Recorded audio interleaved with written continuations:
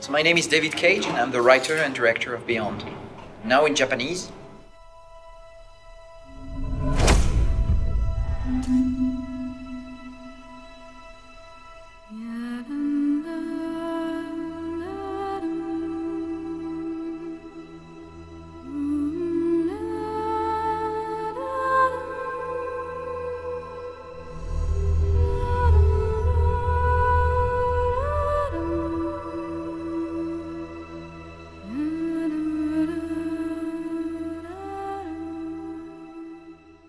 So Beyond is the story of a young woman called Jodie Holmes, who has a link with an invisible entity since the day she was born.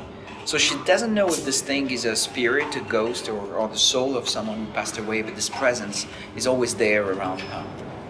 The game is going to tell the story of this young woman through 15 years of her life. We'll see her as a little girl, we'll see her as a young teenager, we'll see her as an adult, and we'll see how she changes through the years, how she's confronted with the fact of living with this strange thing always around her. So in Beyond, we're in control of the main characters, and we can control Jodie when she's a kid or she's a teenager or an adult, but it was very important for us that the game would be very intuitive, very easy to manipulate, very easy to use.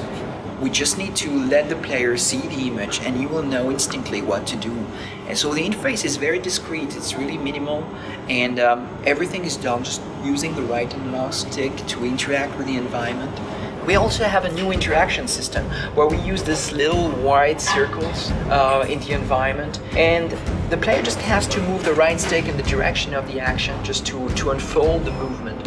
We also have a totally new interface for action scenes. Actually, no more QTE, no more prompts on screen. When the time slows down, this is the moment you have to interact, see Jodie's direction of the movement, and just continue a movement with the right analog stick.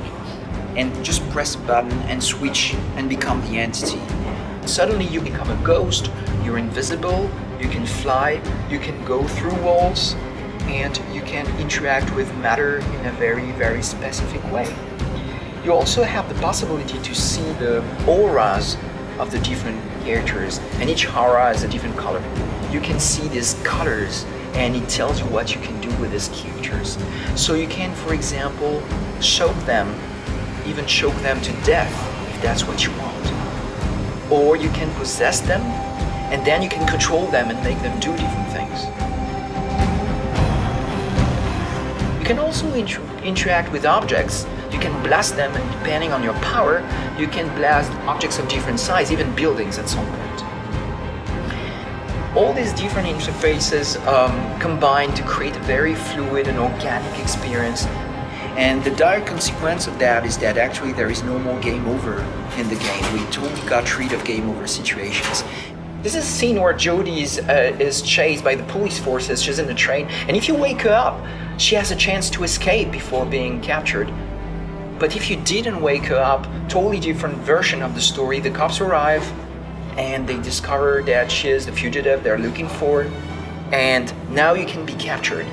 But that doesn't mean it's game over, because remember, in Beyond there is no game over. You're just a prisoner now, and you're in this train compartment, and you have many ways you can escape.